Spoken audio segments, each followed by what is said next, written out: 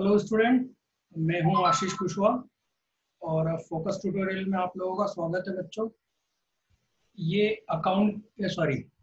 अर्थशास्त्र Hindi medium MP board class 12th, right.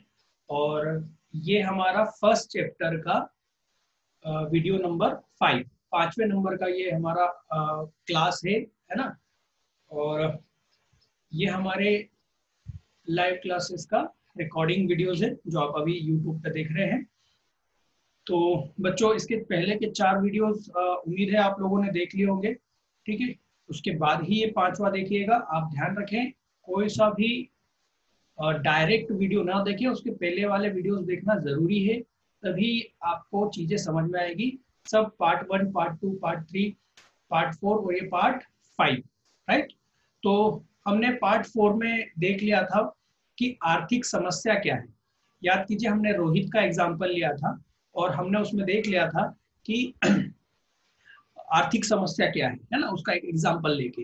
तो हल्का सा एक बार उसको फटाक से रिवाइज कर लो कि आर्थिक समस्या एक्चुअल में क्या है। चुनाव की समस्या है, याद रखें, है ना। चुनाव की समस्या है मतलब सीमित संसाधन, याद करो, सैलरी, है ना। सीमित संसाधन, असीमित इच्छाएं, राइट, आवश्यकताएं, और उस संसाधन के वैकल्पिक क्या है उपयोग। मतलब उस सैलरी से हम कई सारी चीजें खरीद सकते थे, है ना। मतलब या तो हम मोबाइल खरीदे या बाइक, या ये क्या होंगे, विकल्प होंगे, है ना। तो उस सीमित संसाधन के वैकल्पिक उपयोग भी है, और हमारी आवश्यकताएं ज्यादा है, अधिक है, एक खत्म होती है दूसरी जाग जाती है इच्छा, राइट। और सीमित संसाधन, इन 3-4 कारण से क्या होता है, चुनाव की समस्या पैदा होती है, और इसी चुनाव की समस्या को आर्थिक समस्या कहा है। ये लास्ट के वीडियो में हम लास्ट की क्लास में समझ चुके हैं, ठीक है। आज हम समझेंगे आर्थिक समस्या क्यों उत्पन्न होती है। देखिए, ये इस तरह से प्रश्न आ सकता है, आर्थिक समस्या से क्या आशय है तथा क्यों उत्पन्न होती है। तो क्या आशय है ये हम ऊपर देख चुके हैं, है ना, ठीक। तो इसमें थोड़ा सा आप डिस्क्राइब कर दो, लिख दो कि भैया सीमित संसाधन, असीमित आवश्यकताएं और वैकल्पिक प्रयोग के कारण हमें क्या करना होता है, चुनाव की समस्या से गुजरना होता है, और इसी चुनाव की समस्या को ही आर्थिक समस्या कहा गया है, ठीक। इसके बाद में आप लिखेंगे आर्थिक समस्या क्यों उत्पन्न होती है। तो ऐसा क्यों होता है, बिल्कुल कई बार बात कर चुके हैं हम कल से, और मतलब लास्ट वीडियो और आज के वीडियो में हम देखेंगे, हम कई बार बात कर चुके हैं। भाई ये समस्या क्यों उत्पन्न हो रही है, चुनाव की समस्या क्यों उत्पन्न हो रही है, क्योंकि असीमित आवश्यकता है ना। हमारी एक पूरी होती है तो दूसरी जाग जाती है इच्छा की, अच्छा ये हो गया। याद करो, चेतन 10,000 का मोबाइल था, फिर जैसे ही सैलरी बढ़ी या कुछ और हुआ कि उसकी इच्छा हो गई कि नहीं यार 20,000 का मोबाइल होना चाहिए, फिर उसकी फिर से इच्छा हो गई कि नहीं यार 80,000 का मोबाइल होना चाहिए। आप खुद सोचो, आप अभी एक बाइक, यदि मान लीजिए आप अभी एक स्टूडेंट हैं और 18 साल के हुए हैं, तो आप अपने पापा से एक बाइक चाहते हैं, है ना। पर जब आपके पास बाइक आ जाएगी ना, तब आप बोलेंगे कि मुझे, मेरे पास कार चाहिए, मुझे कार होना, मेरे पास कार होना चाहिए। फिर आप एक छोटी मोटी कार ले लेंगे तो आप सोचेंगे मेरे पास में महंगी वाली कार क्यों नहीं है, ठीक। ये आवश्यकताएं कभी नहीं रुकेगी। आप दुनिया की सबसे महंगी कार में भी घूम रहे होंगे ना, तो आप सोचोगे कि मेरे पास ना हेलीकॉप्टर क्यों नहीं है ना, फिर प्लेन क्यों नहीं है, ये फिर मेरे पास में रॉकेट क्यों नहीं है, मैं चंद्रमा पे क्यों नहीं घूम के आ सकता। ये कभी आवश्यकताएं रुकने वाली नहीं है। हमको जरूर अभी ऐसा लगता है कि यार ऐसा थोड़ी करेंगे, हम चांद पे जाने की जिद्दी थोड़ी करेंगे, पर बिल्कुल जिस दिन आपके पास पैसा होगा बच्चों, उतना उस दिन आप जरूर जाने का सोचेंगे। ये बिल्कुल मानव के साथ में जुड़ा हुआ है, ठीक है। चलिए देखते हैं यहाँ क्या लिखा है। मनुष्य की आवश्यकताएं अनंत और असीमित है। एक आवश्यकता के पूर्ण हो जाने पर नई आवश्यकताएं उत्पन्न होती रहती है, अतः मनुष्य की सभी आवश्यकताओं को संतुष्ट नहीं किया जा सकता।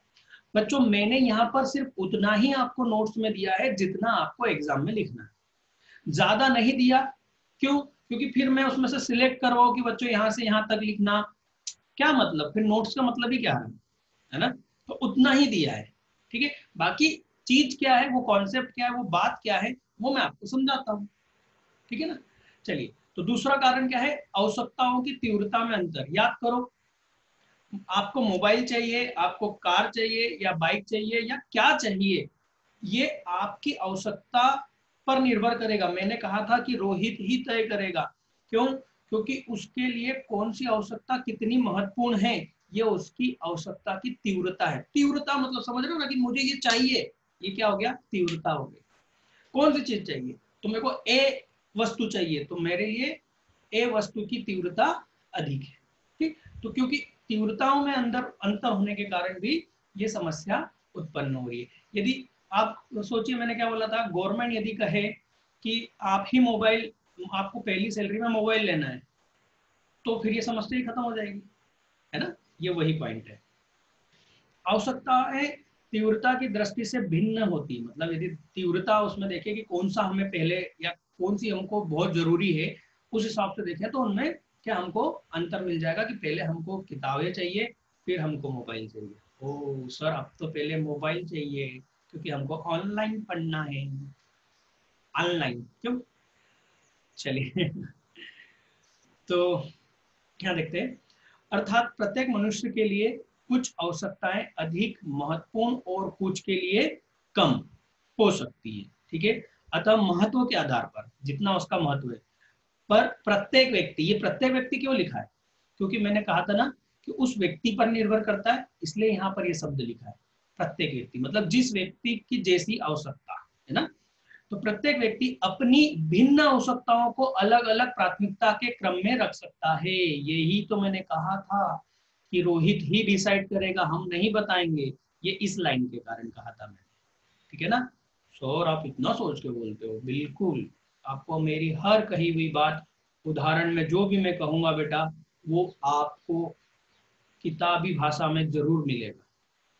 ठीक है, तो मेरे कभी भी उदाहरण को नजरअंदाज मत करना, बहुत ही सटीक बना के रखे हैं कि वो कहाँ कहाँ और कैसे काम आएंगे, है ना।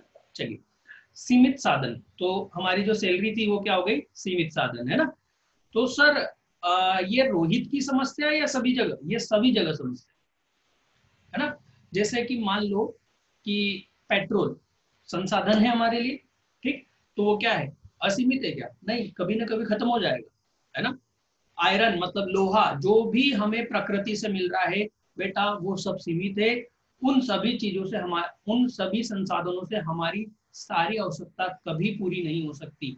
रोहित, तो मैंने एक छोटा सा एग्जाम्पल लिया था, उदाहरण। हम एक्चुअल में ये अर्थव्यवस्था के संबंध में समझ रहे हैं कि अर्थव्यवस्था में क्या प्रॉब्लम है। तो अर्थव्यवस्था में ये प्रॉब्लम है कि उसके पास जो भी संसाधन है, चाहे कोई सा भी देश हो, अर्थव्यवस्था मतलब हम एक समझेंगे कोई देश, है ना।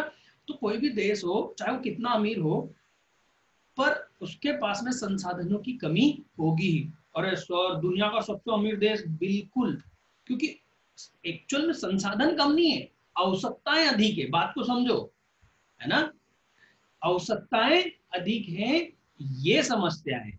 और इन आवश्यकताओं के कारण, अधिक होने के कारण, कभी खत्म ना होने की आवश्यकताओं के कारण, हमारे जो भी संसाधन हैं वो हमको कम पड़ेंगे, ठीक है ना। तो सीमित संसाधन, आर्थिक समस्या उत्पन्न होने का एक प्रमुख कारण साधनों की सीमितता भी है, मतलब सीमित है।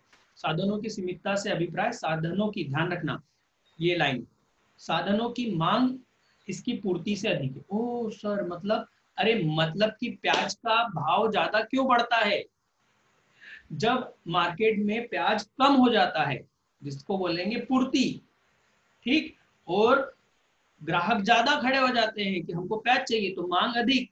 जब भी मांग ज्यादा होती है और उसकी पूर्ति कम होती है, तो क्या हो जाता है, हम क्या कहेंगे यहाँ पर साधन सीमित हो गए, मतलब प्याज सीमित है और उसको मांगने वाले ज्यादा है, उसकी सप्लाई कम है, पूर्ति कम है, और उसकी मांग अधिक है। इसी को हम क्या कहेंगे, सीमित होना, है ना। मैंने अभी कहा ना कि देखो, आयरन बहुत है पृथ्वी पर हमारी आवश्यकताएं अधिक है। तो आयरन कम है मतलब उसकी पूर्ति कम है, परंतु हम उससे जो साधन, जो उससे हम हमारे चीजें बनाना चाहते हैं, वो हमारी आवश्यकताएं अधिक है, ठीक, तो मांग अधिक है ना। तो उससे अभिप्राय है साधन की मांग इसकी पूर्ति, मतलब इसी की पूर्ति है ना, इसकी पूर्ति से अधिक है। तो क्या अधिक है, ध्यान देना, बच्चा कंफ्यूज हो जाता है। मांग अधिक है और पूर्ति कम है, लिख लेना शॉर्टकट में यहाँ पर, मांग अधिक है पूर्ति कम है। ठीक है, तो इसी को हम क्या कहेंगे, सीमित साधन। ये बच्चों एक नंबर में पूछ लेते हैं, तो हमको ये इतना सा शब्द लिखना, ये लाइन ही खास है हमारे लिए। ठीक है, चलिए सर, इतना छोटा छोटा आंसर, बिल्कुल 5 नंबर में इतना छोटा छोटा लिखना है, टेंशन मत लो, है ना, समझा तो मैं रहा हूं। साधनों का वैकल्पिक प्रयोग, क्या है ये वैकल्पिक प्रयोग? अरे भाई, हम लोहे से क्या बना सकते हैं, बहुत सारी चीजें, है ना। हम लोहे से, ये देखो इसमें उदाहरण लिया हुआ है, पंखा, कूलर, फ्रिज, रोशनी आदि में किया जा सकता है। मतलब हम इसके ना जाने कितने, देखो बिजली के उपयोग, बिजली से क्या क्या कर सकते हैं, पंखे, कूलर, फ्रिज, रोशनी। ठीक, मतलब कई सारे हमारे पास में उनको, उनके क्या है हमारे लिए ऑप्शन अवेलेबल है, वैकल्पिक। तो समस्या क्या उत्पन्न होती है, समस्या उत्पन्न होती है बच्चों कि ठीक है, तो वैकल्पिक प्रयोग होने के कारण हमें समस्या उत्पन्न होती है।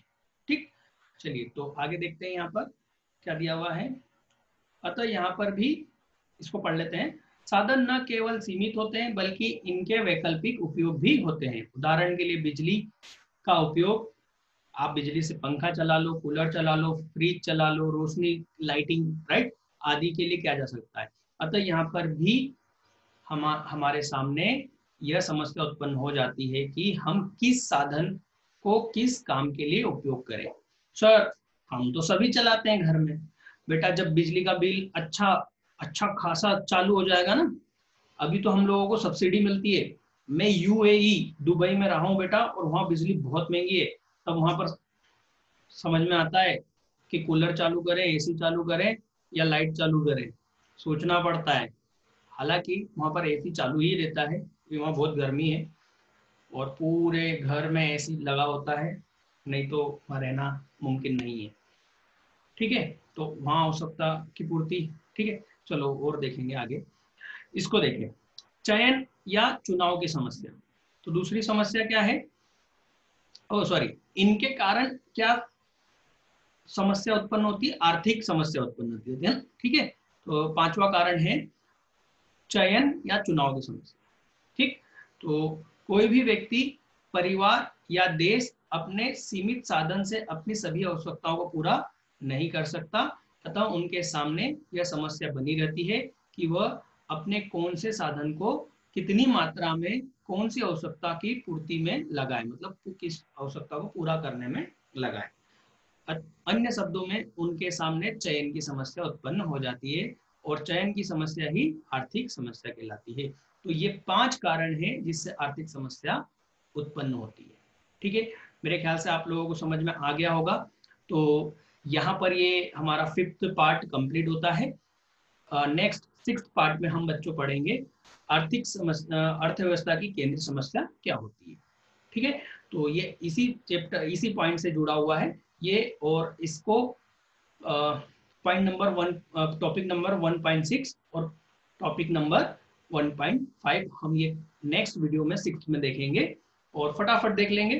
ठीक है, तो बच्चों ये आप कहाँ से डाउनलोड कर सकते हैं, स्टडी मटेरियल में मिल जाएगा आपको, फोकस ट्यूटोरियल, ये रहा लोगो, राइट, इस तरह का लोगो रहेगा उस मोबाइल एप्लीकेशन का, जो आप गूगल प्ले स्टोर से डाउनलोड कर सकते हैं, और वहां पर आपको ये वीडियोस भी मिल जाएंगे और ये स्टडी मटेरियल भी मिल जाएगा। ठीक है, तो आज के लिए बेटा इतना ही, कल नेक्स्ट पार्ट में देखेंगे 6th में।